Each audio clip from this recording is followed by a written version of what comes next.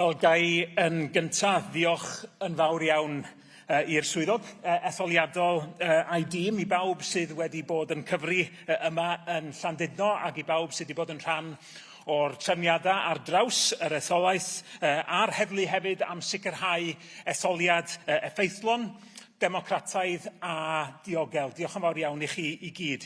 Mi na diolch i bob un nath gynnig i henw yn yr etholiad yma, hefyd a llongyfarch bob un sydd wedi cael i ethol yma y Mangor Conwy Môn. Mae'r gyfrifoldeb yn fawr ar bob un ohonyn nhw, ar bob un ohona ni. Nid hawdd ydy mentro i lygad y cyhoedd fel ymgeisydd.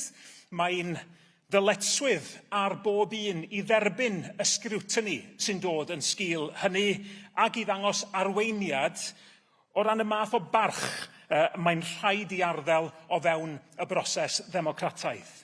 Ambell ddiolch personol hefyd i'r teulu wrth gwrs am eu cefnogaeth nhw bob amser, a dwi am ddiolch o galon i'r timau i gyd na sicrhau y fath lwyddiant i ymgeiswyr Plaid Cymru yn yr etholaeth yma. Pleser mawr oedd cael bod yn rhan o'r ymgyrch bositif ag egniol gafon ni, ac mae bod yn rhan rwan o dîm o aelodau Senedd Plaid Cymru yn gwasanaethu yr etholaeth yma yn mynd i fod yn fraint enfawr i fi.